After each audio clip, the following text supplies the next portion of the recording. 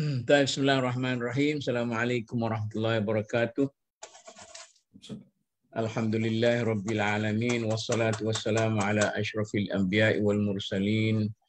Wa ala alihi wa sahbihi ajma'in. Pada hari ini, Dr. Kamil nampaknya berhalangan. Jadi orang kata saya ni ibarat kata patah sayap, dengan paruh pun bertungkat juga. Orang kata patah sayap bertungkat paruh. Itu betul tak? Jadi terpaksalah. Kalau saya rasa gagal pada hari ini, mungkin saya akan minta siapa-siapa yang baca. Bolehlah. Ustaz Hairul pun boleh baca tak? Ustaz ke Dr. Hairul ni? Ya. Ustaz ke, doktor ke, profesor ke? Cikgu saya lah. Cikgu, okey. Boleh betul Cikgu Hairul tolong baca yang Melayu tu. Boleh tak? Yang tapi syaratnya saya kena gagal dululah. Ya. Yang Dewan Bahasa Dato'? Yang terbitan Dewan Bahasa? Ya dia. Tak boleh lah Dr. Kamil baca dah. Makin kita tak faham. Okeylah. Bismillahirrahmanirrahim. Pertama sekali mungkin saya kena ringkaskan dalam satu paragraf, iaitu tentang mimpi itu adalah peneropongan rohani terhadap realiti hidup. Ini apa yang kita ambil dululah. Ia berlaku dalam tidur kalau sekiranya gambaran yang diperolehi itu tidak begitu jelas, ia memerlukan kepada takbir. Kalau ianya jelas, tidak memerlukan kepada takbir. Sebab tu dia memperjelaskan dengan sendirinya, tak perlu takbir. Tetapi kalau dia maknanya kalau jelas ia mampu memberi makna yang tersendiri. Jadi pada hari ini kita akan sambung Dr. Basri. Saya sambung atas sikit supaya tidak putus. Baik, Datuk. Wa idza tabayyana laka hadza mimma dzakarnahu awwalan alimta anna ma'na hadzal juz' nisbatul isti'dadil awwal syamil lil bashar. Halaman berapa, Datuk? Yes. Halaman berapa? Halaman 216. Okey. Ujung Ar-Ru'ya.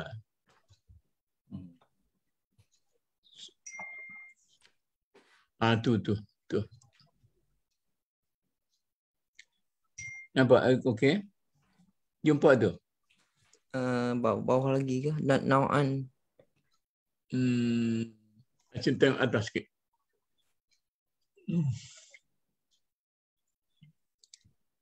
Atas sikit. Ni 215. Kita tabayyana. Baru ni kita baca dah tak? Ya. Takut itulah kita cuba review sikit.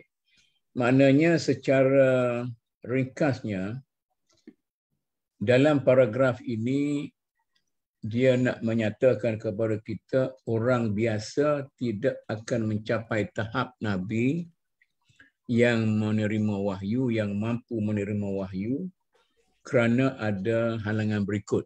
Ini yang kita nak start di sinilah. Kerana ada halangan berikut. Wa min a'zami tilkal mawani' al-hawassu zahiratu. Halangan paling besar sekali ialah panca indera lahir. Fafatara Allahu al-bashara ala irtifa'i hijabil hawasi bin naumi alladhi huwa jibilliyun lahum. Tetapi maka Allah Subhanahu wa taala telah memfitrahkan manusia mampu mengangkat hijab panca indera itu dengan tidur. Jadi manusia ni dalam hidup harian dia dikuasai atau dikongkong mungkin oleh panca indera dia. Panca berarti 5. Tetapi adalah menjadi fitrah manusia boleh keluar daripada kongkongan panca indera itu dengan tidur. Dan tidur itu adalah jibiliyun, iaitunya resam manusia. Itu tidak ada orang yang tak boleh tidur. Tidak ada orang yang boleh tak tidur. Tidak ada orang yang tak boleh tak tidur. Ada seorang dua tapi pelik sikitlah. فَتَتَعَرَّضُ النَّفْسُ عِنْدَ ارْتِفَاعِهِ إِلَى مَعْرِفَةِ مَا تَتَشَوَّفُ إِلَيْهِ فِي عَالَمِ الْحَقِّ. Maka apabila kuasa atau kongkongan panca indera itu terangkat daripada manusia itu, maknanya hilang kuasanya dengan tidur, maka manusia itu boleh mengenali apa-apa yang dia rasa nak tahu dalam dunia kebenaran. Fatudriku fi ba'dil ahyan minhu lamhatan yakunu fiha az-zafru bil matlub. Maka kadang-kadang dia dapat sekilas pandang. Dia mendapat sekilas pandang tentang sesuatu yang dia nak dalam hidupnya itu. Walidzalika ja'alaha syari' minal mubasyirat. Oleh kerana itu, apa yang dia dapat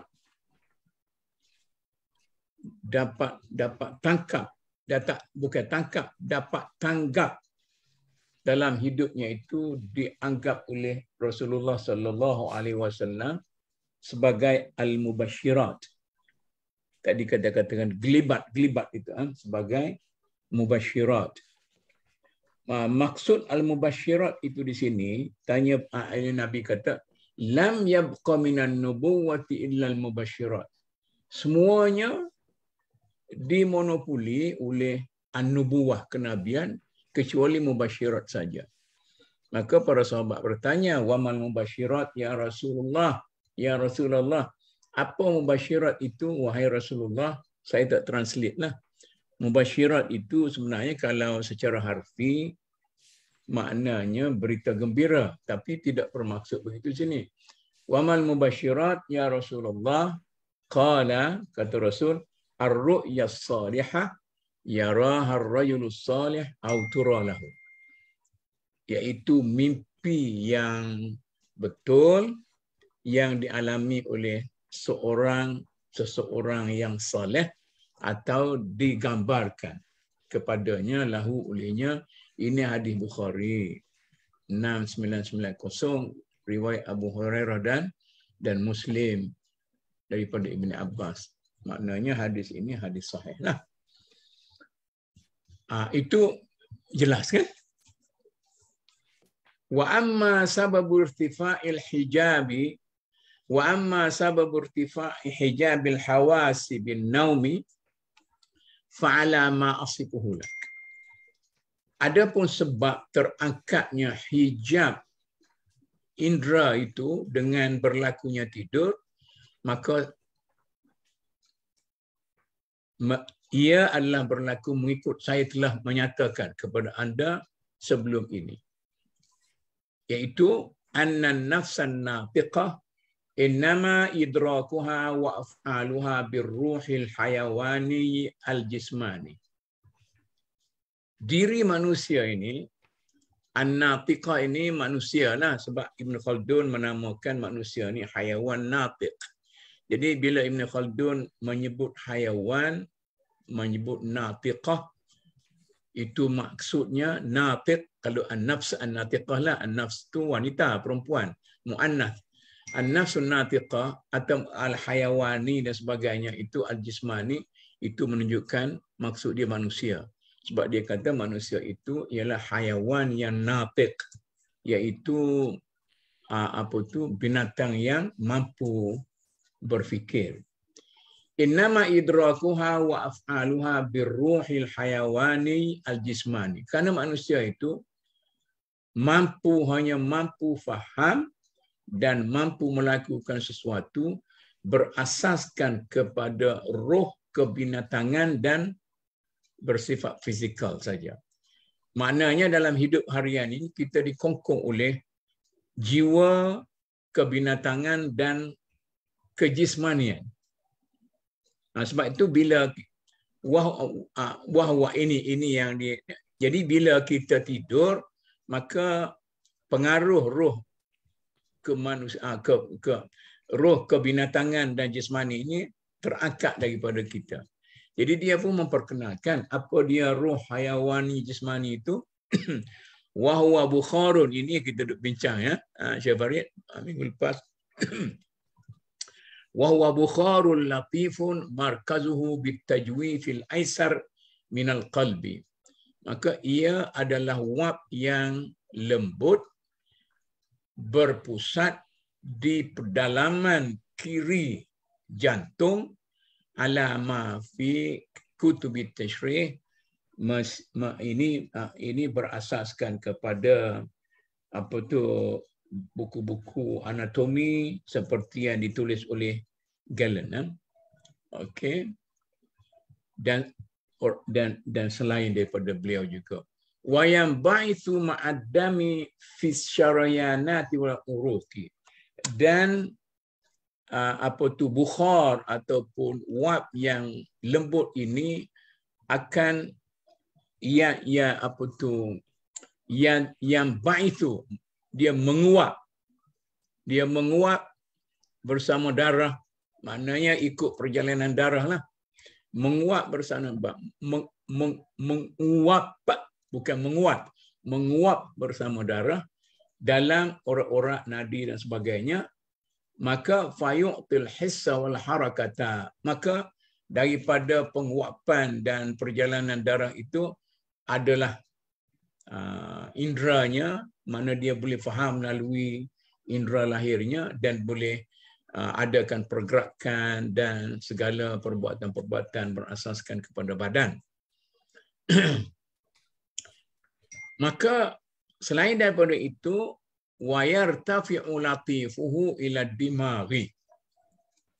Maka wab yang sejuk itu, wab yang lembut itu akan menguap, dia pergi lagi kepada dimag, otak. Brain, otak. Fayu'addilu min bardihi. Maka dia boleh menyederhanakan kesejukan otak itu. Rupa-rupanya otak ni sejuk. Sebab tu kalau tak ada darah dia mati, dia tidak boleh nak berfungsi. Wa tatimu af'alul quwa allati fi butunihi. Maka dengan adanya penguapan yang masuk dalam otak itu, maka kekuatan-kekuatan di bawah dasaran otak dan sebagainya itu akan berfungsi. Kekuatan dia berfungsi. Fan-nafsun natiqatu innama tudrak wa ta'qulu bihadzal ruhil bukhari. Maka diri manusia itu boleh berfungsi dan faham berasaskan kepada ar-ruhul bukhari. Inilah roh yang bersifat macam wab yang lembut tadi. Wahya muta'alliqatun bihi, ia bergantung dengan wab ini, lima tadathu hikmatut takwin, sesuai dengan rahsia penciptaan alam ini, iaitu annal latifa la yu'athiru fil kathifi, bahawa yang lembut itu tidak akan memberi kesan terhadap yang tebal. Walamma latafa hadzal ruhul hayawani min bainil al-mawaddil badaniyah sara mahallan li athari zatil mubayinati lahu fi jismaniyatihi wa hiya nafs an-natiqah.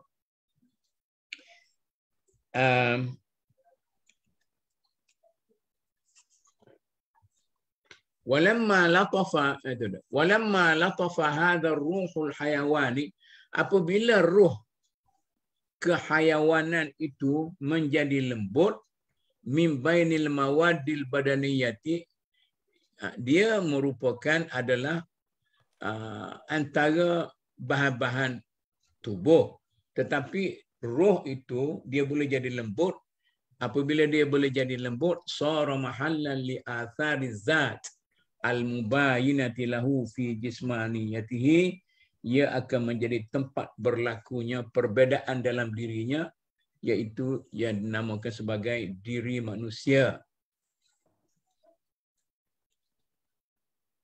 Wasarat atharuha hasilatan fil badani biwasatati, maka al-jismaniyah ataupun jismani manusia itu tercipta melalui pergerakan tadi. Maka oleh kerana itu, sebagaimana yang kita katakan, kefahaman manusia itu akan boleh diklasifikasikan dengan dua jenis. Satu, idrakum bizahir wa huwal hawasul khams, iaitu fahaman lahir yang berasaskan panca indera, wa idrakum bil batin wa huwal quwat dimaghiyah, dan yang keduanya pemahaman batin yang berasaskan kepada tenaga otak. Sahabat Ustaz kami letih pun nak baca Melayu, nanti kita baca Arab tak letih kita saya. Okey, setakat ni jelas ya. Okey, dia punya apa? Datuk Ana. Ya. Sebenarnya kita dah baca ni kan, tapi yes, dah kita baca kali kedua ni menarik bagi Ana sebab baru Ana dah bicara soal hikmah. Hikmah takwin. Semalam dalam satu lagi perbincangan Zoom. Dari kupasan Ibn Khaldun ni, yang dia kata rational soul.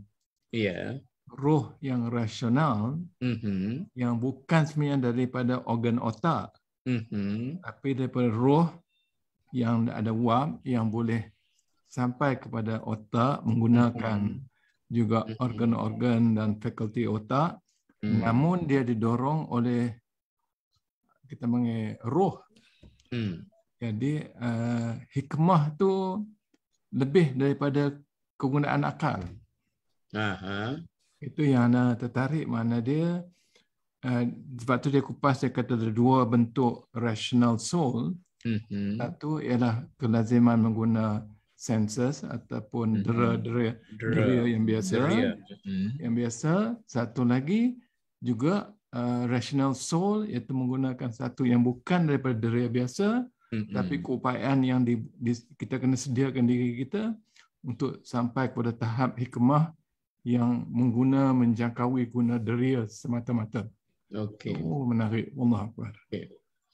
Cuma saya nak congkil di sini, mungkin kita boleh bayangkan bahawa roh dalam diri manusia tu boleh disifatkan sebagai dinamo yang menggerakkan segala aktiviti manusia itu, sama ada berasaskan kepada indera ataupun berasaskan kepada otak.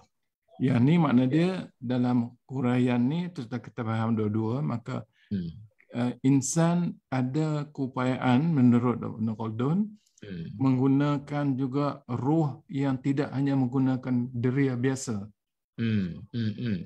Okay. Jadi keupayaan untuk membuat keputusan melihat masa depan yang menggunakan daripada roh atau kekuatan rohi. Jadi dalam bahasa kita ni, kita jangan translate dengan roh lah, translate dengan jiwa. Oleh kerana itu orang yang sakit otak tu kita kata sakit jiwa lah. Dan jadi maknanya dia buat keputusan menggunakan jiwa lah. Sebenarnya dinamo sebenarnya jiwa tu manusia tu. Jadi kalau kita dah ada disiplin tradisi menghidupkan jiwa, jiwa yang tinggi boleh menjadikan satu faktor membuat keputusan yang lebih hikmah. Okey. Wa anna hadzal idrak kulluhu sarifun laha an idrakiha ma fawqaha min zawatiha ar-ruhaniyah. Ani Syekh apa tu kata dia, allati hiya musta'iddatun lahu bil fitrah. Kedua-dua jenis kefahaman ini, iaitu fahaman berasaskan panca indera dan fahaman yang berasaskan kepada tenaga otak ini menjadi penghalang bagi manusia daripada memahami apa yang lebih tinggi daripada itu. Maknanya yang tinggi daripada itu ialah zat kerohanian sendiri yang sedia ada dalam dirinya secara fitrah. Itu dia kata kulluhu sarifun laha an idrakiha, menghalang daripada memahami ma fawqaha min zawatiha ruhaniyah allati hiya musta'iddatun lahu bil fitrah. Jadi semula jadinya manusia ini dia akan dapat memahami zat kerohanian diri sendiri yang begitu syafaf, yang begitu seni. Tetapi oleh kerana ia dikuasai oleh deria, oleh indra dan otak.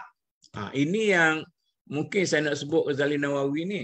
Bila dia hilang satu deria, indra, iaitu indra penglihatan, maka dia dapat melihat kerohaniannya yang lebih original kerana tidak lagi dikongkong oleh fitrah penglihatan ini. Ya.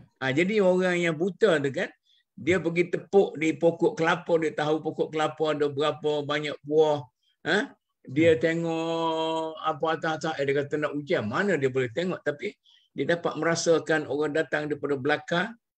Saya masa kecil dulu, ini saya ni kalau bagi saya takut perbualan. Ayah saya, dia ajar satu latihan. Dia kata, orang dulu-dulu, kita boleh berlatih, kita duduk di persimpangan 4, kita duduk situ, pejam mata, kemudian kita boleh latih. Orang belah kanan nak datang, atau orang belah kiri nak datang, atau orang belah depan, belah belakang nak datang. Dia kata, kita latih sikit, lama-lama kita boleh jadi orang yang dia maknanya orang yang menafikan deria ataupun indera yang ada dan melahirkan indera-indera baru. Jadi itulah yang tuk-tuk bomo, yang tuk-tuk apa tu yang dia boleh berhubung dengan kerohanian dan sebagainya.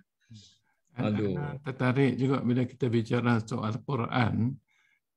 Quran tidak hanya address atau menumpu kepada akal itu saja, dia kepada jiwa atau pada hati yang tak sedia untuk menerima. Jadi kadang-kadang sebab tu iman hidayah tu bukan datang hanya daripada orang yang ada keupayaan deria otak dan sebagainya. Betul. Yang profesor-profesor kita kat barat, dia boleh translate Quran pun tidak beriman. Ini yang tak tahu apa tu imannya kuat. Sebab tu iman orang Badawi itu, kata Nabi, lebih kuat daripada iman orang Hadari. Yang otak ni tidak boleh menjadi asal. Okey.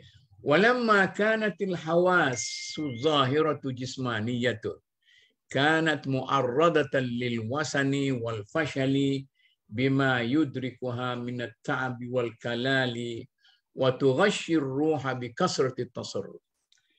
Oleh kerana indera lahir, indera fizikal bagi diri manusia itu terdedah kepada kelemahan, kegagalan dan sebagainya oleh kerana penat, letih dan oleh kerana hal-hal yang berkait dengan kerja yang banyak sebagainya.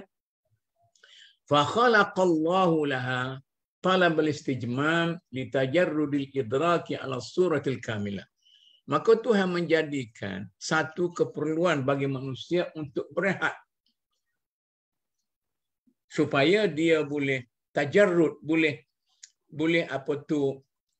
boleh menumpukan kefahamannya daripada tentang gambaran yang lebih sempurna. Wa innama yakunu dzalika bin khinasir ruh al-hayawani minal hawasi zahira kullaha. Caranya ialah inkhinas ni maknanya dengan pengunduran. Maknanya roh kemanusiaan itu akan mengundurkan diri, misalnya apabila dia tidur ke, dia berehat sebagainya, Dia sebab tu kita tak rasa dia tidur tu sekeliling kita ada. Waruju'uhu ila al-hissil batin. Dan dia balik kepada deria yang batini. Deria yang dalaman, yang kita kata batin. Ada zahir, ada batin. Wa yu'idu ala dhalika ma yaghshiyal badana minal burdi bil laili. Ini hikmah malam ini. Dia kata kesejukan malam itu membantu untuk manusia keluar daripada indera luarnya dan menumpukan kepada indera dalaman yang batini.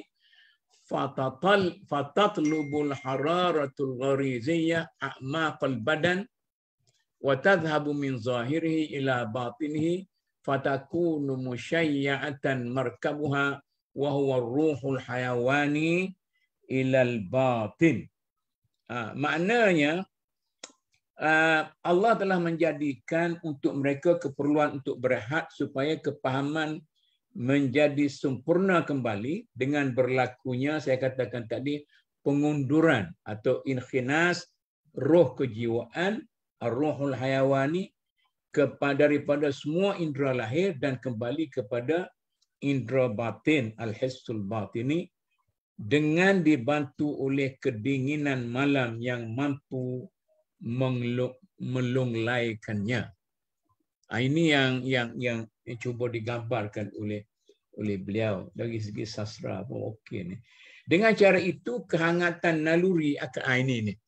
Maknanya yang menjadi manusia tu hangat, aktif dari segi luarnya, cergas, marah, suka dan sebagainya, ialah dia panggil di sini kehangatan naluri, akan meninggalkan bahagian luaran badannya menuju ke bahagian dalaman dengan mengendong. Dibawa bersama dia roh kehayawanan masuk ke dalam.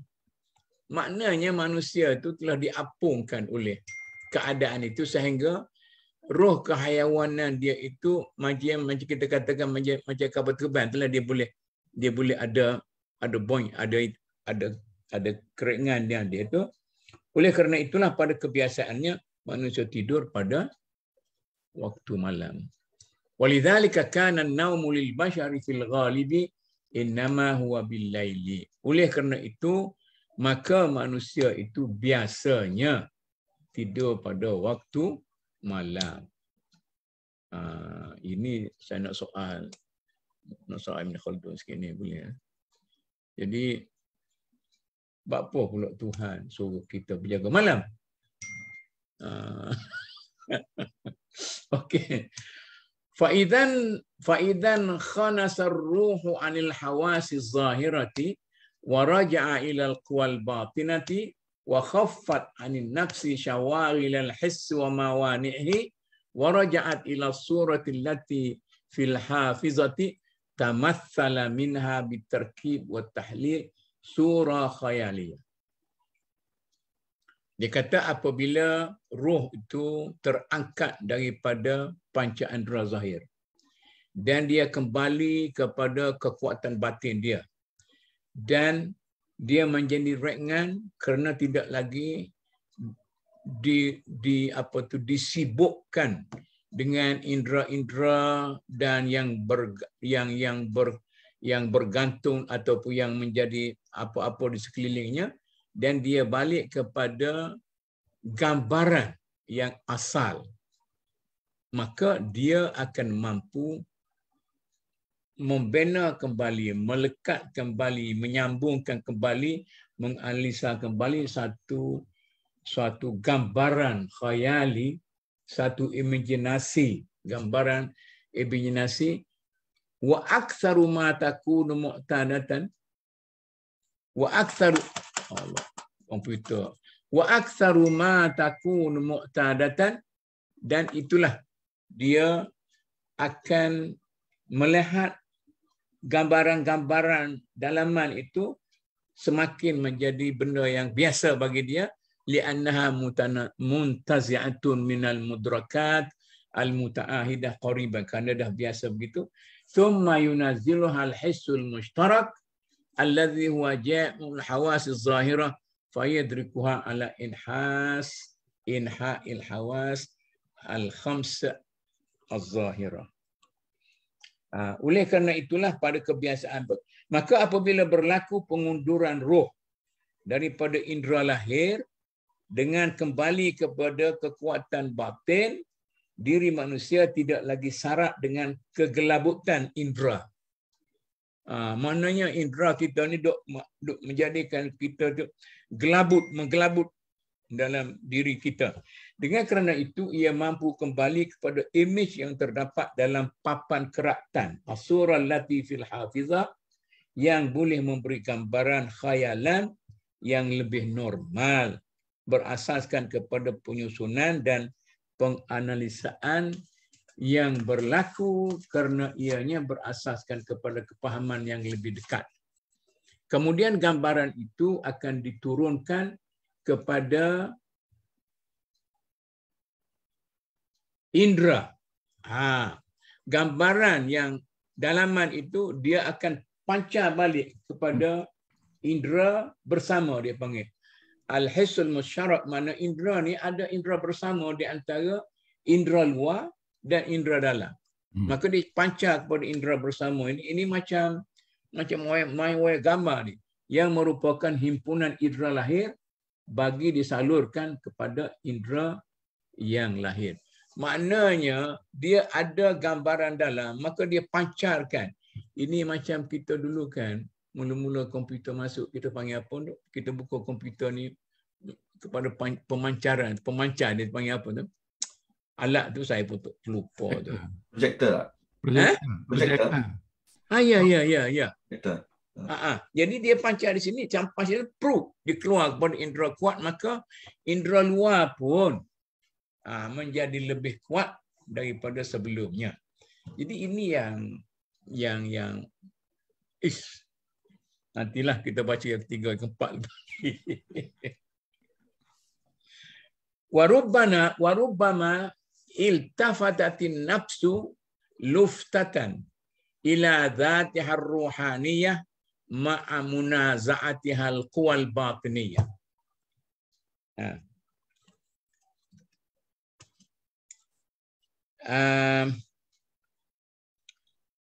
Kadang-kala diri manusia itu akan berpaling arah. Iltafatatin nafsu luftatan, akan berpaling arah secara sekilas pandang kepada zat kerohanian sendiri. Dia kata iltafat Allah. Apa saya susah nak baca perkataan iltafatatin nafsu luftatan. Maknanya kalau luftah ni sekilas pandang saja kepada zatihar rohaniyah, kepada zat kerohaniannya yang sendiri, ma'amuna za'atihal quwal batiniyah, dengan cara itu dengan munaza'atiha al-qawil batiniyah. Maknanya dia ada satu pergolakan dalam dirinya, dia boleh balik kepada kerohanian sendiri dan ada munaza'ah, maknanya bergelut dengan kekuatan batin dia. Maka dengan itu fatudriku bi idraki harruhani, dengan cara itu ia mempunyainya. Dengan cara itu ia mampu memahaminya. Fatudriku bi idrakiha ar-ruhani. Maka dengan itu dia mampu memahami kerohaniannya, li'annaha mafturatun alaihi, kerana ia adalah fitrah semula jadinya. Mana dia boleh balik kepada fitrah semula jadinya. Maknanya dengan cara itu ia mampu memahaminya melalui kefahaman kerohaniannya dengan secara semula jadi. Ini yang duk taksub kepada Syahri ni. wa taqtabisu min suwaril asya'i allati sarat muta'alliqatan dhatuha hina idzin thumma ya'khudhul khayalu tilka suwar al-mudrakah fayumathiluha bil haqiqati awil muhakati fil qawalibil ma'hudati. Berasaskan kepada kedudukan tersebut, dia mampu menyaring, itu perkataan iqtibas tadi, dia mampu menyaring gambaran-gambaran yang bergantungan, ia mampu menyaring gambaran-gambaran yang bergantungan pada dirinya. Kemudian dia akan mengambil bayangan gambar-gambar yang dipahami itu untuk digambarkan secara hakiki berasaskan kepada template biasa. Rupa-rupanya adalah diri manusia ni ada template dia. Jadi ini sangat menariklah.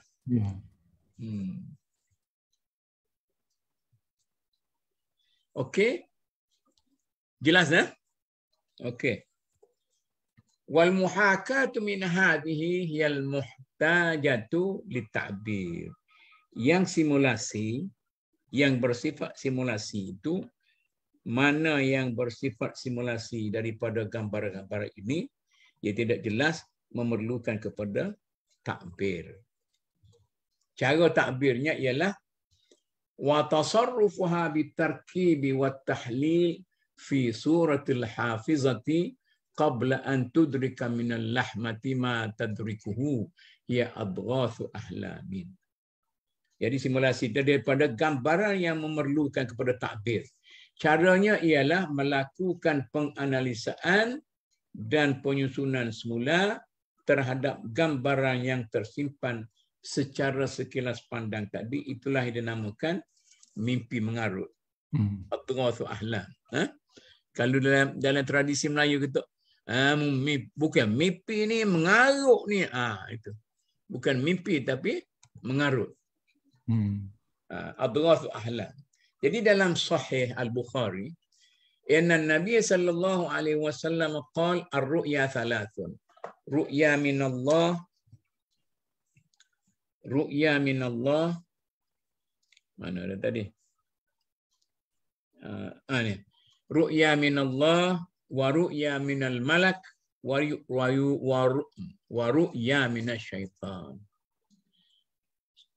Rasulullah bersabda, mimpi itu ada 3.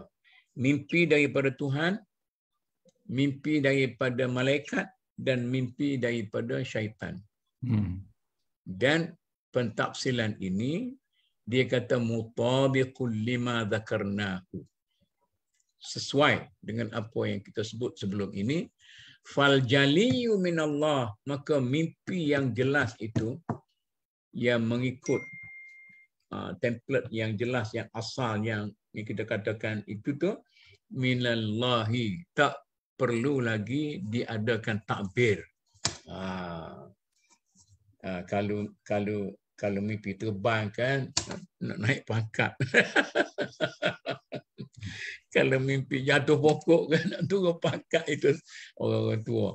Wal muhakatu da'iyatu ila ta'biri minal malaki.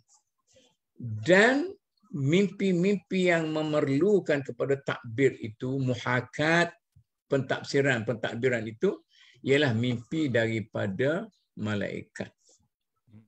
Wa adghathul ahlam minasyaitan. Mengarut tu, mimpi mengarut, makan banyak bulan puasa kan? Buku puasa banyak, lepas tu lepas semaya maghrib tak belum semaya apa tarawih lagi dah tidur. Mengarut macam-macam. Adghathul ahlam minasyaitan. Li'annaha kullaha batil wa syaitanu yambu'ul batil. Dia Rosenthal guna perkataan confused dreams. Adghathu ahlam tu, mimpi yang mungkin Datuk terjemah mengarut dia. Itu bahasa terjemah bahasa budaya kita. Bahasa mudah nak kita faham kan, tapi bahasa Kelantan Datuk muka. Dia beza antara mimpi dengan ngarut. Mengarut atau mimpi sini mimpi yang confused, mengeliru. Ya, betul. Itu mungkin daripada syaitan. Ya, daripada syaitan. Confused daripada adghaf. Akhirnya dia sampai kepada kesimpulan. Hadhihi haqiqatur ru'ya. Inilah hakikat mimpi. Wa ma yusabbibuha wa yusyi'uha minan naumi. Dan tidur yang menjadi puncanya. Wa hiya khawasul lin nafsil insaniyah. Ia merupakan ciri hidup manusia. Maujudatun fil bashari 'alal umum, yang terdapat pada semua orang. La yakhlu anha ahadun minhum, tidak terkecuali, malah setiap orang akan mengalami mimpi. Bal kullu wahidin minal anasi ra'yun fi naumihi ma sadara lahu fi yaqazatihi miraran ghaira wahidin. Malah setiap manusia mengalami mimpi dalam tidurnya berkait dengan apa yang dia alami di waktu sedar. Itu yang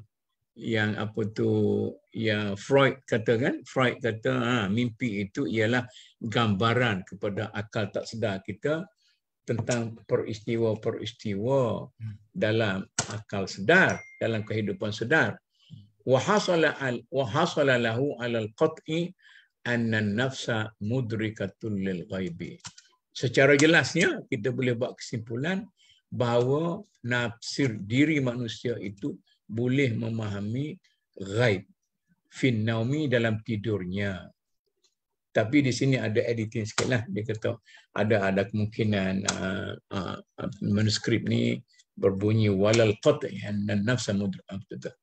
Tak apalah, dari segi khilaf orang yang membuat kajian manuskrip ni, wala budda. Wa idza jaza zalika fi alamin naumi. Ini kesimpulan dia yang perlu kita ambil perhatian. Wa idza jaza zalika fi alamin naumi, kalaulah dalam tidur itu orang boleh memahami hal-hal yang dia kata ghaib, boleh memahami hal-hal yang ghaib melalui mimpi dalam tidur. Fala yamtani'u, dia guna logik di sini. Fala yamtani'u fi ghairihi min al-ahwal. Maka tidak ada sebab untuk dia tidak boleh mencapai hakikat yang sama dalam keadaan yang lain. Walaupun dia tidak tidur misalnya. Li'annal mudrikah wahidah. Kerana kuasa kefahaman itu hanya satu. Wa khawasuha ammatun fi kulli halin.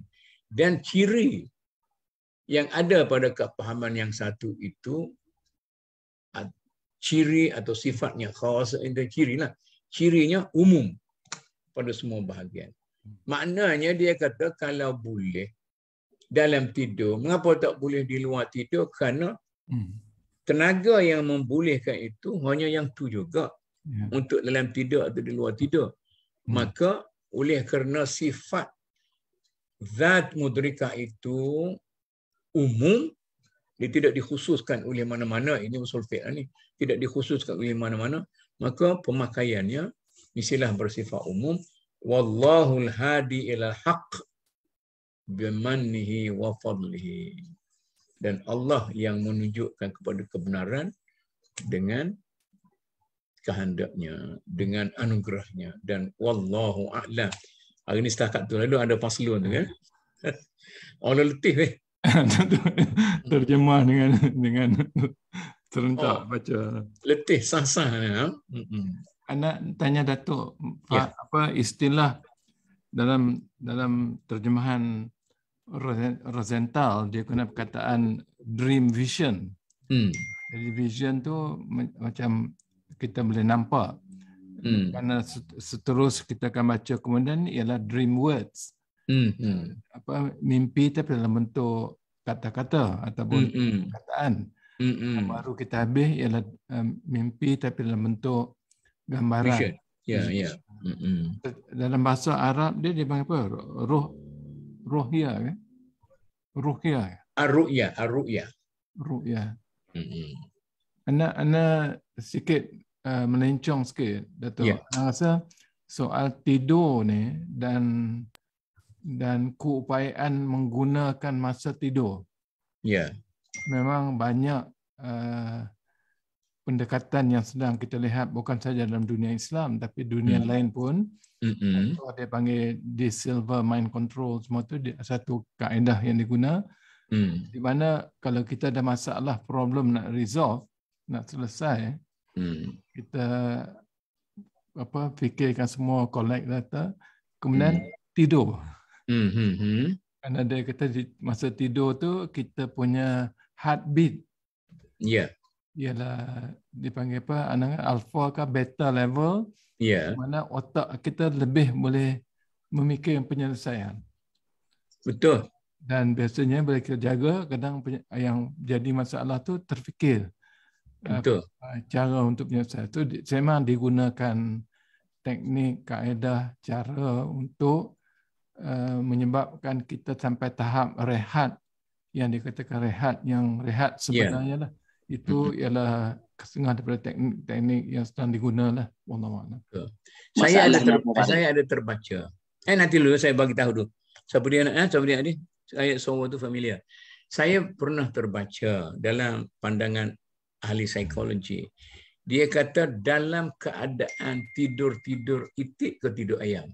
Tapi dalam bahasa Arab penulisannya, dalam keadaan tidur sedar tak sedar, jaga tak jaga tu, maknanya kita boleh menyerap banyak maklumat dan kita boleh cepat ingat. Satu lagi pengalaman saya sendiri, ini pengalaman buruk ni. Saya zaman duduk di peringkat sarjana muda, perangai buruk saya, bila guru tu syarah panjang sikit, saya tidur. Jadi seorang guru dia kata, biarkanlah mamuk dia tidur, tak apalah. Lepas tu dia tanya, saya boleh jawab lah. Maknanya kita boleh percaya kepada benda tu. Kita tidur tu bukan tidur gelap, tapi kita tidur, kan? Ada hobi orang tu, bila orang berbual sama sendiri, dia lelap lah. Kemudian dia bangun tu, dia boleh cerita. Tidak macam tidur poklah.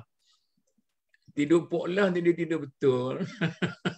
Kemudian bila dia bangun, saya pun kenal sekali. Kalau ni dia bangun, dia tanya, bukan nak mengumpat ni, kita hormat macam pok saudara kita lah juga, abang-abang. Bila dia bangun, dia kata, kita bincang apa tadi? Jadi orang dia cerita gini-gini. Okey, kita lulus lah, tak ada masalah. Siapa dia nak cakap tadi? Siapa dia? Saya ada. Fadli, betul lah. Okey, macam mana? Saya respon pada Syekh Farid punya tadi. Sebab masalah kita, bila kita kata kita ada macam-macam masalah ada, kita tidur, lepas tu kita boleh selesaikan lepas tu. Selalunya bila kita masalah banyak, tak boleh tidur. Dulu letak tangan tak ada air lama kan. Letak tangan tak ada air lama, tak boleh tidur. Lepas tu saya tak sabar sudah masalah dia. Tapi yang dikatakan teknik di silver mind control tu bukan masa kita banyak masalah. Dia diguna dengan sengaja supaya kita juga ada teknik macam mana nak tidur. Tidur tu dipanggil tidur di tahap, saya lupa istilah alpha atau beta, di mana dia panggil deep sleep. Tidur yang betul-betul deep, dalam relax. Di mana dia punya, kalau macam kita dengan muzik, dia kata muzik yang barok, yang perlahan, di mana kita punya nadi itu ialah di tahap rehat. Jadi tak boleh tidur tak rehat. Betul. Ini teknik yang diguna untuk menyelesaikan bukan banyak masalah, tapi masalah yang kita dah fikir, kita ada beberapa pilihan-pilihan. Jadi dalam kaedah teknik yang diajar ialah bagaimana nak kira, macam nak tidur pun ada teknik juga. Bagaimana kita kira 10, 9, 8, kemudian nafas dengan elok sampai kita dapat tidur di tahap yang paling dalam. Dan kerehatan minda itu menyebabkan minda kita boleh kerja. Jadi dia bekerja masa kita rehat. Kerana tidur tu ialah kerehatan. Ya. Jadi orang yang tidur itik macam Datuk cakap tadi kan. Kalau dekat masjid tempat kuliah banyak tu orang tidur macam tu. Tapi itu kan tidur. Itu bukan tidur itik tu. Tidur mati. Yang anda maksud ni ialah tidur yang betul-betul tidur. Dia kena, sebab anda rasa yang Ibn Khaldun bincang ni pun semua ini yang kita bincang mengenai roh semua ni pun kena ada disiplin. Kena ada persiapan, keupayaan dan ditambah. Sebab tu dalam tajuk besar paragraf ni dia menamakan jenis-jenis manusia dan keupayaan untuk luar biasa, persepsi luar biasa, sama ada melalui natural disposition, mana dah sedia ada pada mana kalau Rasul Nabi semua dah sedia ada, ataupun through exercise, melalui disiplin di mana kita kena buat exercise. Jadi makna dia manusia ada keupayaan. Iyalah. Tapi tak kena dilatih lah. Kena latih. Ni saya dengan Fadli ni. Orang lain jangan dengar lah. Fadli. Saya sedar tu ibarat kopiah. Ya. Bila cabut di kepala, maka tidurlah tuannya. Saya dalam sekabut macam mana pun, bila saya pergi tidur. Tu macam mana tu? Fadli nak kata macam mana? Kalau tidur yang dipaksa macam tidur di masjid tu, masa orang duduk khutbah lah, itu sakit kepala lepas itu dah. Saya dia mungkin macam kita tidur sebelum Zuhur, macam kita kailulah kan. Kailulah. Kita dah rehat sekejap kerja, kita rehat kejap, tidur 10 minit. Itu relax tu. Kita dah tenang, kita tidur. Tapi yang Fadli kata tadi, bila sekabut tak boleh tidur, kita kena ajar tu. Bagaimana kita boleh menutup kita punya indera otak, kita punya aktiviti otak tu, kita boleh alih kepada satu benda yang lain. Biasanya orang cerdik dan orang kaya yang tak boleh tidur. Betul lah. Kan? Orang miskin, orang bodoh-bodoh ni dia boleh tidur. Sebab dia boleh, tak ada benda, tak ada beban, dia boleh tutup. Boleh tutup. Jadi selalu orang ambil pilihan, kalau dia tak boleh tidur, dia duduk kelab malam. Padang golf. Itu ikhwanus syaitan. Itu bukan cara nak hilang tidur, nak hilang sedar. Mana saya rasa daripada bawah lagi mungkin kita boleh latih bahawa kita boleh tidur bila saja kita mahu tidur. Tapi untuk nak sedar tu mungkin satu exercise lain lah mungkin. Assalamualaikum. Salam. Saya celah sikit berkenaan dengan itulah dalam kami punya ni lah the psychology part kan. Kalau saya katalah kita satu tadi kita kusut kan. Maknanya kenapa kita kata kalau kita nak bertindak, saya katalah dalam cemas dia orang guna istilah masa kecemasan kita kena relax. Kalau kita relax, kelang kabut, otak kita tidak akan tenang dan tidak akan berfikir secara baik-baik lah. Bermakna betul macam Tok Mut kata, maknanya apa tadi, antara roh fizikal dengan roh yang dalaman tu dia tidak boleh semadi kan. Dia tidak boleh hasilkan yang sebaik mungkin. Dia tidak pancarkan kebenaran. Betul. Sebab apa? Halangan itu kan kita cakap. Halangan kita adalah panca indera kita sendiri, fizikal kita sendiri. Jadinya di sini saya faham jugalah, maknanya dulu kita just bila ahli psikologi kata kalau kita nak idea, in fact kan kita dia orang syorkan kalau nak misal katalah kita buat paper lah, kita nak menunjukkan keadaan idea. Dia orang syorkan apa? Ambil kertas, nak tidur tu letak kertas kat tepi bantal. Sebab kan masa itulah otak kita at their rest, bila at the rest at the best. Masa tu perasan tak bila kita solat tu macam-macam datang. Kan masa tu otak kita paling at the rest, tapi betul. Kita tidak boleh menolak juga unsur-unsur syaitan memang akan masuk. Hak unsur syaitan tu hak bawa buku dalam bilik air tu. Macam tu Mahathir tu. Sebab dekat zaman. Tapi mulut saya ni maaflah Fadli, mulut buruh bang ini ya. Sebab tu kita dianjurkan masuk bilik air tu auzubillahi minasyaitanirrajim. Minta perlindungan. Jadinya bila saya tengok study dia punya ni, maknanya mungkin psikologi baru ni menggunakan dia punya konsep lah kan. Maknanya bila kita boleh menjadikan orang yang baik, dalam kita konteks ialah kita boleh angkat diri kita kan ke atas. Sebenarnya kita ni level-level dia panggil apa, reptilian, haiwan punya ni kan. Haiwan dan haiwan, tetapi bukanlah bermaksud haiwan yang tidak ada. Mana istilah Ibn Khaldun manusia tu secara fizikalnya haiwan. Kehaiwanan sifat kehaiwanan. Kan makanya kehaiwanan kita memanglah bagi saya kita tak mengguna sebaiknya roh dan kemampuan otak kita satukan benda tu untuk kita berfikir ataupun mencari jalan apa yang kita nak settle ataupun jalan yang kita nak solve lah apa kehidupan kita tu.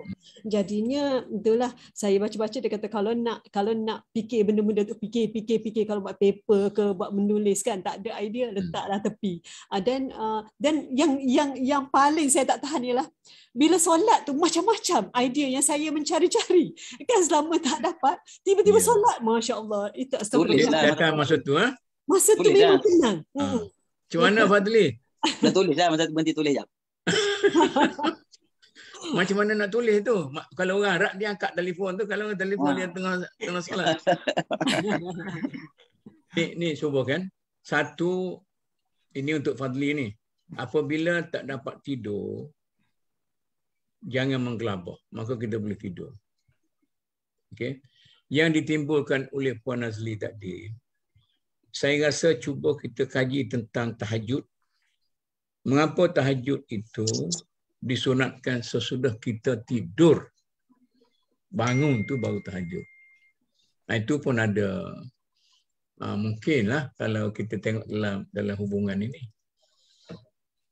Balik ni malam ni berlatih lalu lah Fadli? Boleh. Boleh. Sebab tu Tok Mut, orang-orang yang depressed kan, orang-orang depressed memang dianjurkan sangat-sangat bangun malam untuk tahajud. Sebab yang kita kata tadi kan, dia punya persekitaran tu sendiri sejuk, menenangkan lagi ruh-ruh terangkat. Lepas tu kita punya kusuk masa yang jasad dan environment kita di-challenge kan, bagaimana tu kita boleh tenang kan. Makanya seseorang yang masuk depres, baca Quran itu adalah pengobat dan tahajud itu adalah obat sebenarnya. Tapi nak buat tu perlu jihad lah. Jadi dia kata munajat tu makna bercakap secara diam. Betul. Face to face. Sebab tu dia kata as-salatu mi'raj.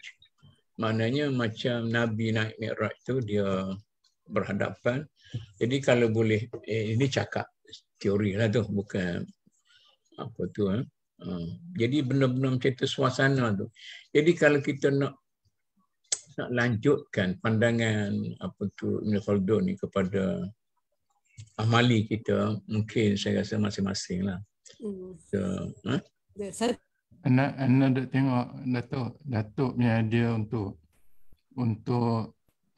kaji balik tulisan Ibn Khaldun khusus bab ini. Rasa agak menarik sebab pertamanya dalam chapter 6 ni, dalam bab dia bicarakan mengenai kerasulan, nubuah, dan apa ciri-ciri nubuah. Kemudian ada ciri-ciri yang lain dalam tamadun dan budaya yang jadi amalan seperti orang orang nak tilik, orang nak buat ramalan. Dia cuba menggambarkan yang mana yang lebih memenuhi prasyarat yang dibenarkan Islam lah. Jadi ada yang macam tadi contohnya, ada yang didorong oleh peringkatnya tinggi daripada Allah, ada yang didorong oleh yang boleh membantu untuk ke depan, tapi ada juga yang didorong oleh syaitan yang disebutkan sebagai confused dreams tadi. Jadi ada mimpi-mimpi yang diambil kesempatan oleh syaitan semua, tapi ada juga mimpi-mimpi kalau dibuat dengan betul boleh membantu insan. Jadi saya rasa macam Datuk sebut tadi lah, dia punya huraian tu untuk kita lihat selain pada Rasul Nabi, ada juga keupayaan di kalangan manusia memanfaatkan apa yang asalnya ada pada manusia, iaitu roh dan deria yang asal pun boleh, tapi ditambahkan dengan rohiyah ataupun spirit, dibawa ke depan. Anasa setakat ni dia membicarakan soal bagaimana manusia boleh pengaruhi juga, sebab zaman dulu anasa zaman ni dan juga zaman keluar pada Dark Ages, tambah malah zaman Dark Ages, semua istana dia ada juga para Pak Nujumnya. Kohan tu lah. Memang ada. Kohan. Dan memang amalan di dunia barat dan juga timur. Di dunia barat pun tidak kurang. Dia ada dalam dia punya kastel-kastel tu, dia akan ada juga selain pada orang agama, orang yang Pak Nujum, dia kalau nak pergi perang, dia tanya dulu. Betul. Ramalan. Dan memang dia menjadi amalan. Pura Islam lagi banyak. Digunakan tilikan. Zaman kita nak merdeka pun, Tengku tanya Ahmad Badawi hari mana yang sesuai dengan merdeka. Dan tidak kurang kita politician banyak ada. Alah. Jadi, sampai sekarang ni pun. Memang dah jadi kelaziman di antara ahli politik Melayu pun mengguna bomoh. Kononnya guna bomoh juga untuk nyekat di rumah Munah Pandi pun tu. Bomoh penipu. Ni seorang ni nama Rahim Ben Daud ni, orang Yahudi mana ni Ben Daud ni? Syekh Rahimi, Ustaz Rahimi. Rahim Ben Daud. Ni siapa ni? Kalau pakai band Yahudi ya? Band. Ini Tut and Amun boleh ada ke tu? Siapa dia ni? Tut and Amun ni. Tut and Amun. Amun tu mana raja? Dia pun tak ingat nama dia tulis tu. Apa dia? Dia pun tak ingat nama dia tulis tu. Farizi. Okeylah. Ada apa-apa nak timbulkan? Datuk, saya nak respon Nazli sikit sebelum kita Puan Nazli cakap. Pasal masalah tenangan jiwa kita. Bila kita nak tidur, waktu kita rehat yang betul kan, jiwa kita tenang dan kita boleh mari balik semua benda-benda yang kita lupa, benda masa kita tenang kan. Dan kalau pada apa yang Puan Nazli cakap tadi, kita boleh lihat satu daripada perkara yang jadi soalan besar dalam hidup kita ni ialah kita jadi khusyuk dalam semayang tu payah. Dan kita kalau kita analisa apa yang disebut oleh Ibn Khaldun ni, dan dengan banding dengan apa yang disebut oleh Puan Nazli tu, dia macam satu solution yang mungkin kita boleh ikhtiarkan untuk kita menyelesaikan masalah bila kita solat je kita diganggu oleh kan. Dan kita pun mungkin dalam perbincangan mimpi, keletihan kita dan macam-macam ni, satu daripada masalah kita ialah jiwa kita tak tenang. Kerana kebanyakan orang hidup zaman kita ni, zaman material ni, orang ingat dunia banyak pada ingat Allah. Kan? Jadi walaupun teori-teori ketenangan jiwa ataupun teori psikologi lah yang disebut, termasuk yang disebut Syekh Farid tadi, sebenarnya benda tu tak boleh diselesaikan oleh teori-teori barat. yang macam-macam teori psikologi barat yang bawa oleh Freud ke oleh siapa-siapa pun kan dia tak boleh menyelesaikan walaupun teori cara terketah nampak okey tapi bila manusia terapkan pada kehidupan depression tu semakin hari semakin banyak orang kena dan kerana dari segi kejiwaan dia tu sebenarnya tak boleh selesaikan kalau makan ubat makan macam-macam berehat latih tidur latih mimpi orang lupa bahawa jiwa kita ni ada hubungan dengan Allah Ta'ala. Jadi di situ kita menghadapi masalah dalam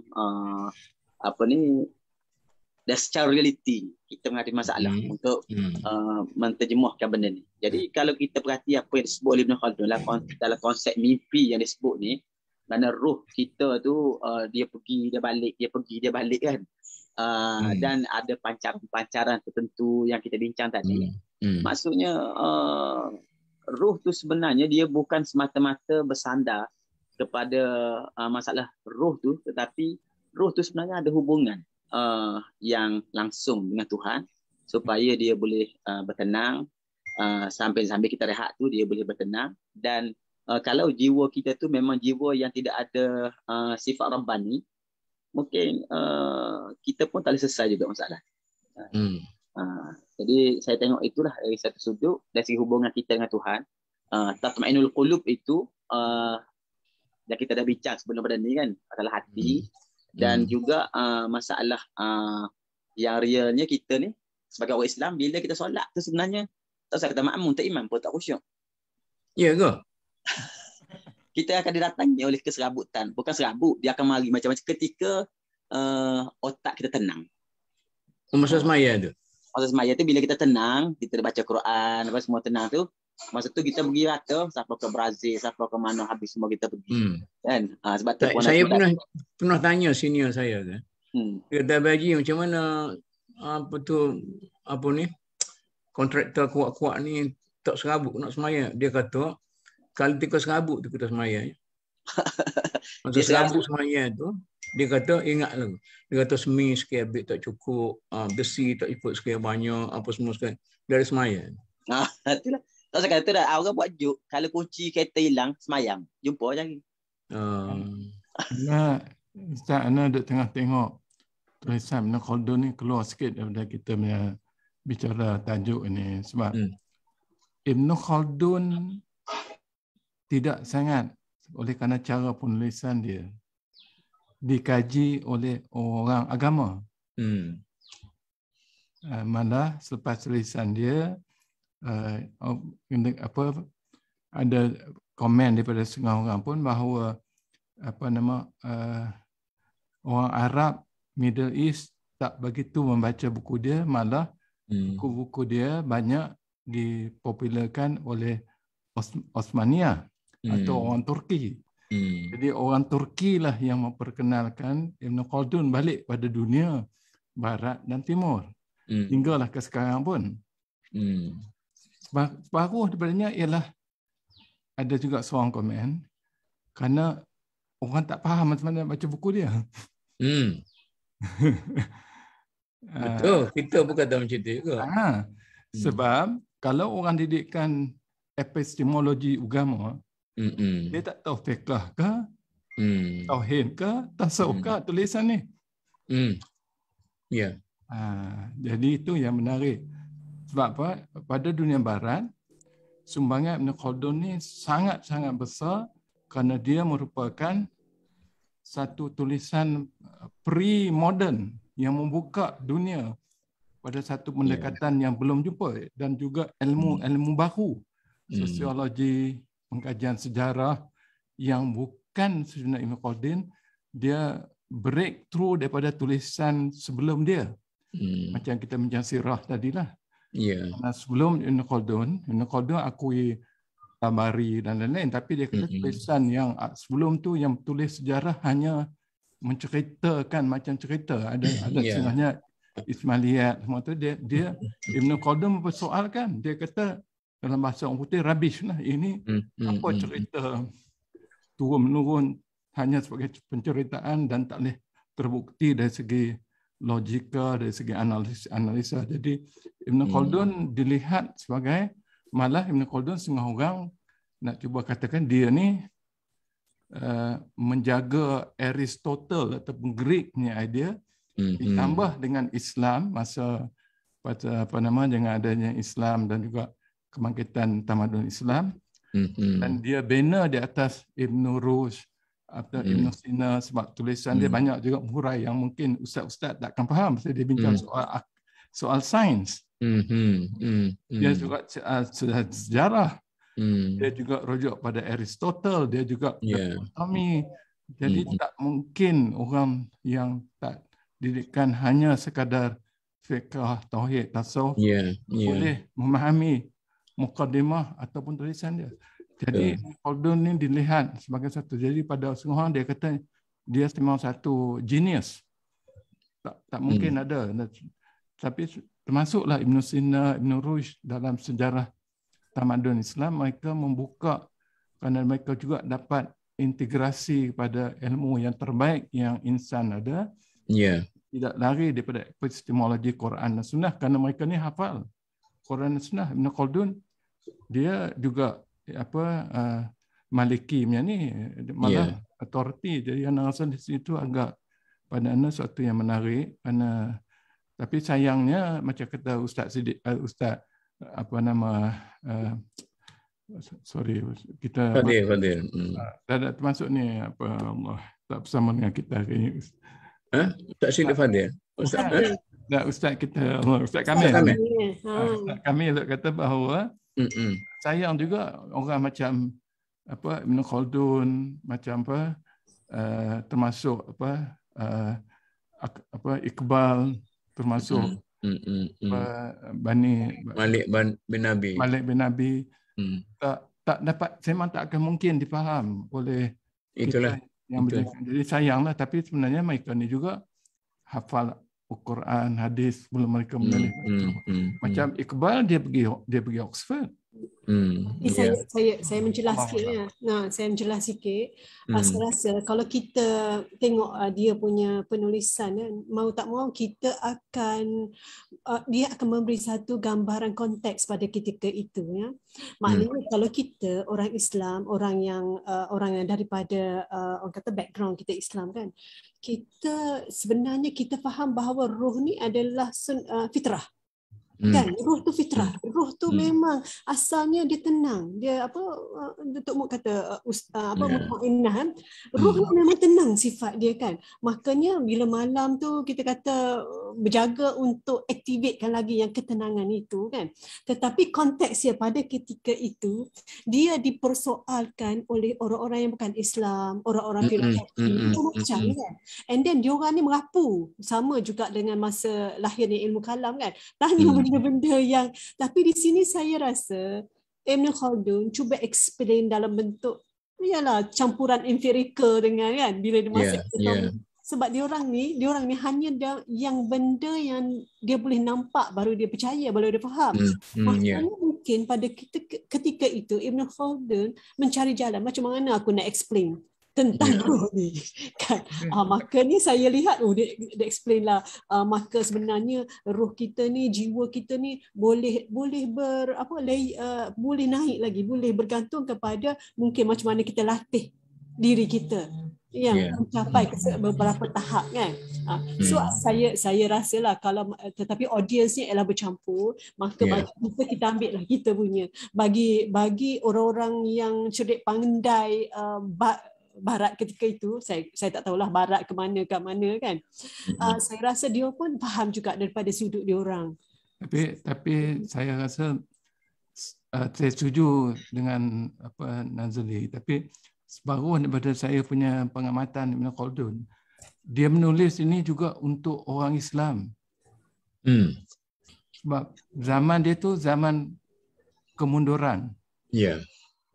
Zaman menurun. Dan dia pun dah agak terkilan, dah agak sedang menangani. Sebab pada dia zaman Abbasiyah tu kita masih lagi sikit banyak mengikut cara Rasul dan para sahabat-sahabat. Tapi bila mula era Sultan-Sultan ni, saya rasa Ibn Khaldun pun dah mula dia memang jadi pakar rujuk, tapi dia tahu sangat perangai sultan-sultan ni. Ya. Dia ada eksperimen dia sebagai seorang penasihat. Dia ni sebagai penasihat, bukan sampai apa nama ni, Mongol boleh nak rujuk kepada dia, kerana dia memang dilihat pakar dalam memahami. Tapi tapi tulisan dia masa tu, kalau ikut setengah orang dia sedang bicara era kemunduran Islam, nak bagi tahu balik bahawa apa dia namakan apa tu, the rise of nation. Dia nak bagi tahu ada benda yang menyebabkan kita naik dan kita akan apa ni, tapi kalau tak dijaga akan berlakunya decline. Sebab tu saya rasa ni, dan sebab tu dia menghuraikan dalam mukadimah itu apa elemen-elemen menjadikan tamadun itu gemilang daripada perspektif Islam dan juga perspektif sejarah. Datuk. Boleh saya nak tanya soalan tak? Boleh. Okey, saya background saya dari psikologi lah. Ya. Dan sekarang saya sedang menyambung pengajian dalam sarjana kaunseling kesihatan mental dan klinikal. Jadi apabila tadi di mana Amin? Mana? Di UPSI, Datuk. Okey. Jadi apabila bercakap dengan psikologi atau kaunseling, kita tak lari daripada teori-teori lah. Ada daripada beberapa sahabat saya tengok mengatakan tentang teori-teori barat dan sebagainya. Sebagaimana yang kita tengok dari tafsir mimpi yang dibuat oleh Ibn Khaldun, ada disebut dalam psikoanalisis oleh Sigmund Freud lah, yang lebih detail, ego super ego. Kebetulan saya punya kajian berkenaan dengan teori ini bertajuk teori psikospiritual menurut Al-Ghazali. Jadi apabila saya tengok pembandingan di antara Ibn Khaldun dengan Al-Ghazali, saya melihat Ibn Khaldun sebenarnya lebih mendalam membahasan tentang ilmu-ilmu psikologi dan manusia.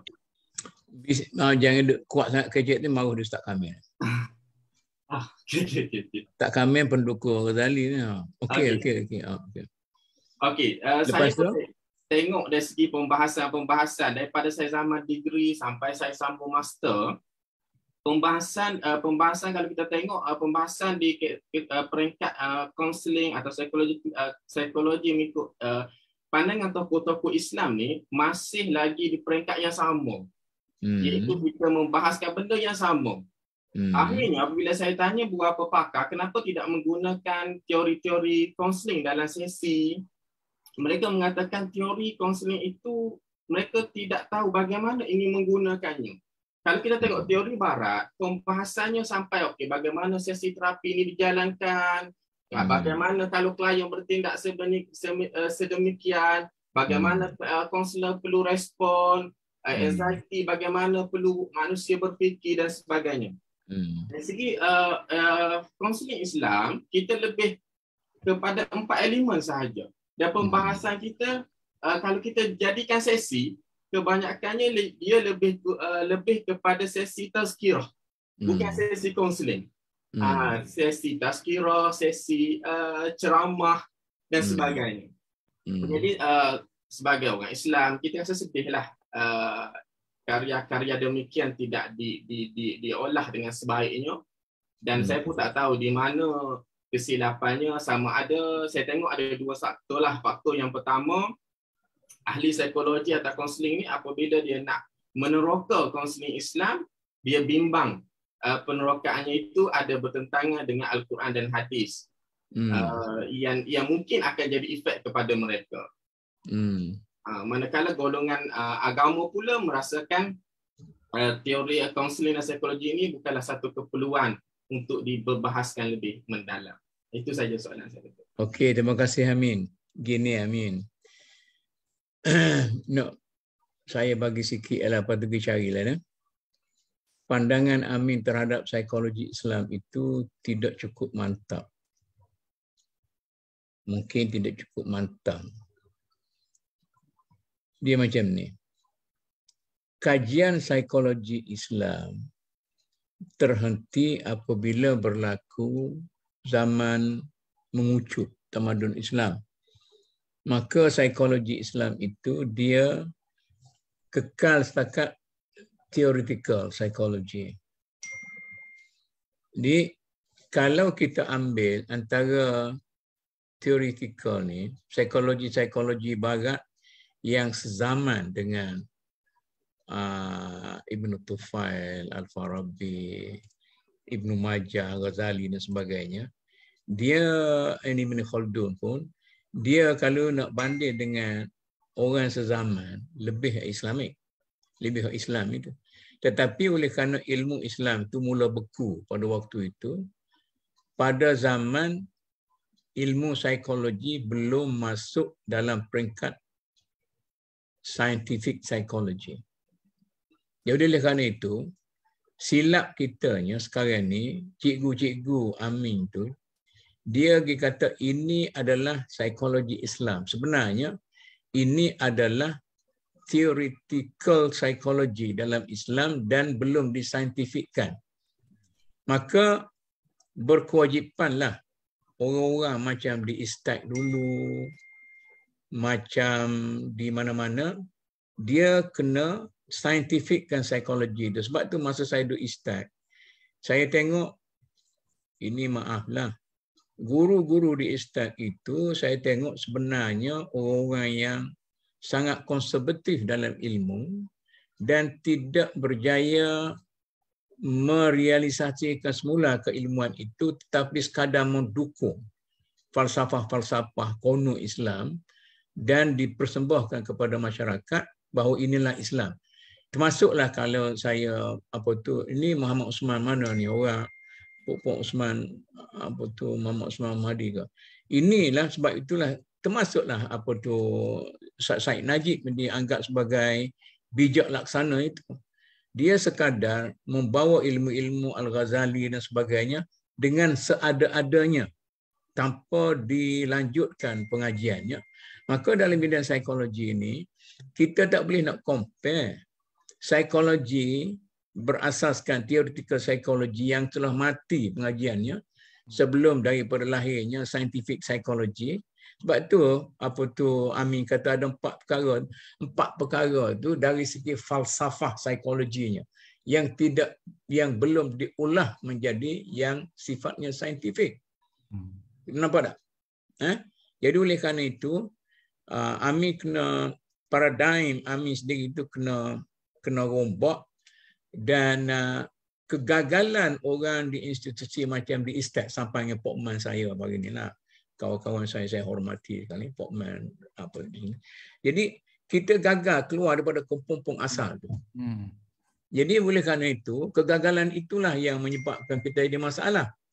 Di UIA itu ada Profesor Noaini. Ini orang psikologi betul-betul. Tapi dia belajar daripada itu pokok sekular punya side. Tapi lebay dia, tetapi dari segi ilmunya dia tidak boleh lanjutkan. Jadi saya nak contohkan, terpaksa sebut pada Amin sekarang ni. Amin ya. Boleh faham tu saya bagi tahu tadi? Ya Datuk. Datuk faham. Boleh nak? Boleh. Saya nak sebut contoh.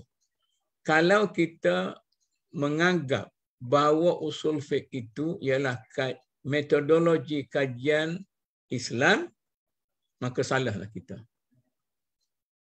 Usul fiqh itu ialah kaedah secara umum pada waktu itu yang sesuai dengan mentaliti dan keilmuan manusia, masyarakat manusia seperti masa itu. Sebab itu, saya terpaksa sebut pada Amin ni, orang lain tak dengar lah. Bahagian saya telah buat. Saya telah gabungkan antara usul fiqh dengan research methodology. Masa saya mengajar di UM. Cuba baca buku-buku tentang kaedah kajian, empiricalnya, kajian apa semua sekali. Jadi semuanya asas pemikiran itu ada dalam usul fiqh. Tetapi ulama kita mengajar usul fiqh sebagai kayu mati dalam keadaan yang seada-adanya tidak dikembangkan. Jadi bila kita kata kita bercakap tentang qiyas misalnya, kita kata qiyas ini termasuklah benda-benda saintifik sekarang ini kita kena gabungkan sekali. Jadi masa saya duduk mengajar itu saya boleh mengajar. Bila saya tak mengajar ni orang tinggal macam tu juga. Dan masa saya tu pun ada orang yang mempertikaikan. Dia kata ini bukan usul fiqh ni. Ini research methodology moden. Jadi tidak boleh mengaitkan. Jadi kalau di UPSI tu, kau UPSI lah biar saya balik semula ke UPSI boleh Amin? Amin? Saya tak pasti Doktor. Ada tu. Chairman lah ni duk apa? Kita nak buat pembaharuan yang bantah di Nuaini ya, Nuaini menteri. Jadi sekarang ni macam ni. Saya punya pembaharuan apa tu tersendat sekat tu aja. Jadi kita Pakat Mazli nak buat pembaharuan di situ, tapi oleh kerana saya dianggap sebagai orang dilantik oleh orang politik, ini cerita politik kita, ini cerita lain lah. Kita nanti baca Al-Madinatul Fadilah lepas ni. Jadi sekarang ni macam UPSI itu sebuah universiti pendidikan, dia kena mempertingkatkan teori-teori ilmu Islam, saintifik Islam itu kepada peringkat yang lebih tinggi, terutama kalau Amin sendiri buat bidang tu. Tak payahlah nak follow yang Al-Ghazali betul sebagai asas sahaja. Sebagai asas. Kemudian kita sekarang ni kena pergi panggil Nuaini daripada UIA, cerita saya nak ni. Apa Prof boleh kata macam mana? Dia tidak akan kata begitulah. Nuaini kata Pak Ustaz ni saya tak akui mereka itu orang jenis pandai. Cerita lah apa semua sekali. Jadi ini yang perlu. Macam juga ilmu kalam. Kalau kita tidak push ilmu itu supaya dia realisasikan dalam ni. Saya ini panjang sikit boleh ke apa tu? Maaf lah ya. Pasal terasa sikit dengan serangan Amin tadi. Islam hanya ada 4 prinsip psikologi dia. Dia macam ni. Masa saya belajar di Universiti Ain Shams, kita mula apa tu melihat baliklah setengah tu, tapi tak sempat juga setakat diploma apa semua sekali tu. Jadi sekarang ni tanggungjawab kita sekarang, terutama macam Istad, tak apalah saya tak nak serang Istad tu. Macam di UPSI ni, dia kena lanjutkan pembicaraan itu. Yang ada tu jadikanlah sebagai bahan rujukan saja. Macam kitab-kitab fiqh kita, yang kitab-kitab klasik yang ada tu jadilah bahan rujukan dan bukannya fiqh yang sebenar pada waktu ini. Fiqh yang sebenar waktu ini kena masuk unsur-unsur saintifik. Misalnya bila kita membicarakan air. Maka kalau kita membicarakan air, kita tidak boleh menghuraikan keadaan fizikal air itu, keadaan secara mekanikalnya, secara yang apa-apa semua sekali. Kita gagal menghuraikan kedudukan air. Itu. Jadi new water daripada Singapura tu, kalau mengikut yang teori klasiknya tidak boleh dibuat wuduk.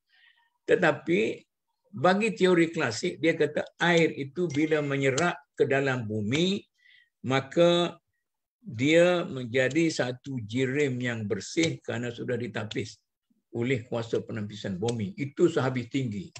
Tapi sekarang ni, orang menapis air itu sama ada secara mekanikal ataupun secara secara apa kata. Jadi maknanya kita kena masuk ke situ. Maka berbanding, jadi kita kena tolak fake tu ke depan. Itulah idea fake semasa, fake Malaysia dan sebagainya tu. Tapi kita tidak ada upaya lah nak pergi jauh pada tu. Sebab kalau saya tubuhkan satu unit fake semasa di UIA pun, kalau kita nak bekerja tu susah. Tak ada orang mentaliti yang macam tu. Akhir sekali masa saya pencen pun tinggal sikit sebanyak duit situ. Buat berjalan kaki, dia mau apa tak ada apa. Jadi soalnya sekarang ni, Amin. Ya ada Doktor. Tubik ada. Ada. Balik bincang dengan siapa dia profesor psikologi dia? Saya kalau teori saya belajar dengan Dr. Ahmad, Profesor Madya Dr. Ahmad Jazimi lah. Lepas tu secara empirikalnya? saya buat coursework kelas, bukan secara kajian lah. Cuma saya hanya buat pembentangan berkenaan dengan teori Al-Ghazali dan saya mengkaji daripada buku yang barulah daripada Dr. Othman, Psikologi Kognitif Ad-Din daripada UPM dan Dr. Profesor Salasiah Hanim daripada UM. Cuma apabila saya baca ke banyaklah buku-buku berkaitan dengan psikologi Islam, psikologi Al-Ghazali, itu yang saya kata dia beredar daripada benda yang sama. Dia pusing benda. Jangan kata psikologi Islam, itu psikologi Al-Ghazali. Okey. Benar? Ya, ya. Psikologi Al-Ghazali, dia sampai di situ. Ya, Islamnya pergi lagi. Nah, betul. tapi Betul Tok Mut, sebab Al-Ghazali tahun dia saya kalau tak silap saya sebelum 1100, sedangkan 1111 1400. Bermakna kan kita tak boleh nak kata 300 tahun beza. Ibn Khaldun dia dah study dah Al-Ghazali, patutlah kita nampak lebih detail. Di Ain Syam kita banding antara Ghazali dengan Ibn Khaldun tentang teori apa tu pendidikan. Kita banding, buat perbandingan sebagainya. Jadi setiap ilmu itu berkembang, itulah penjiwaan Islam. Sebab itu perkembangan Islam tentang ilmu tu tidak ada nuktah. Nak serai amin sekali ni. Ana suka Datuk sebut. Sebab ana rasa soal fakih, soal memahami konteks, memahami religi, memahami fikih semasa, semua tu mungkin belum di Ala Syekh Farid, ulama kita sekarang ni, sebab tu saya kadang-kadang saya kritik para mufti kita. Burung kakak tua, berberak. Dia pergi mencari perkataan-perkataan fatwa-fatwa dalam kitab-kitab klasik, maka dia bentang seada-adanya, suruh kita ambil sebagai satu benda yang apa semua sekali. Benda tu benda, itu bukan fake tetapi sejarah fake. Macam kalau kita ambil pandangan Aristotle, kita kata inilah falsafah Yunani. Falsafah Aristotle bukan falsafah Yunani. Falsafah Yunaninya yang ada di Amerika sekarang. Sebab tu Ibn Khaldun mau kita bincang, dia guna banyak Aristotelian punya thinking. Jadi kita tak boleh kata dia ikut falsafah Greek, tak boleh. Ya, tak. Dia begini. Macam Farabi menjadi sebagai al-ustaz apa tu guru kedua. Al-Ustaz As-Sani. Al-Ustaz As-Sani, guru kedua. Fadil boleh tolong. Kita pakat tapu amin ya. Amin.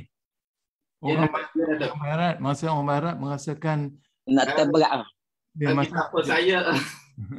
Saya tengok dari sudutnya, saya bukanlah dari sudut pengkritikan, tapi saya tengok dari sudut bagaimana untuk berkembang mana pendekatan konselor kepada pendekatan yang lebih Islami. Ya, betul. Dengan pendekatan yang kita guna sepenuhnya daripada Barat. Contoh, Sigmund Freud kita tahu daripada Yahudi. Walaupun kita kata dia ambil daripada Islam, ego super ego kita bahas mengikut Al-Ghazali dan sebagainya. Tetapi kalau kita tengok mana-mana buku psikologi atau kaunseling pun, psikologi Al-Ghazali ini dia berada di bab yang terakhir dan terlalu terpencil dalam pembahasan-pembahasan. Dan setengah pakar dalam kaunseling pun tidak menggunakan kaedah-kaedahnya. Sama ada macam kita bincang Ibn Khaldun ni. Kalau you pergi filosofi yang subjek ke pergi universiti, Ibn Khaldun setengah universiti tak bincang pun. Iyalah.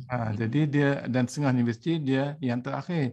Nasa balik pada tadi jugalah, kalau saya pergi belajar social science, buat antropologi, sosiologi, mungkin tak ada pun pemikir Islam dalam kelas saya tu yang dibentangkan oleh pensyarah. Ya. Jadi anak rasa balik pada Amin tu, walaupun kita belajar katakan pemikiran Al-Ghazali ataupun Ibn Khaldun, kita ada cabaran dari segi practitioner pula. Sebab kalau khususnya sebagai counselor, terapis, dia bukan hanya theoretical, dia kena ada kemahiran melaksanakan terapi. Dan dalam amalan terapi, kita masih boleh balik pada Islam. Kerana Rasulullah banyak menunjukkan amalan-amalan terapi macam mana mendengar. Tapi kita macam kata Akhil Amin tadi lah, bila kita bicara satu topik, terutama even dalam psikologi, terapi semua, kadang-kadang kita nak luah, ya, kita tidak belajar sangat orang, kita mendengar kerana kita rasa kita ada ilmu yang betul. Tapi Rasul dalam dia dakwah pun, dia turun ke tahap mad'u dia. Jadi dah ada dalam ciri-ciri amalan Rasul dan para sahabat sifat-sifat terapi ataupun counselingnya. Jadi kita ialah sudah pasti kena balik juga untuk develop, macam kata Datuk lah, untuk buat bahan, kena develop sebab mungkin tak ada dalam tulisan-tulisan yang sedia ada. Banyak philosophical dan banyak mungkin. Betul. Saya mencelah sikit tu. Satu lagi kan, diorang ni, orang barat kadang-kadang ialah kita kata agak bias sikit di sini kan. Bila saya melihat tentang pembelajaran bahasa, kita belajar bahasa Inggeris kan, kita start dengan grammar. Kan, grammar sampai budak-budak tu penat dengan grammar.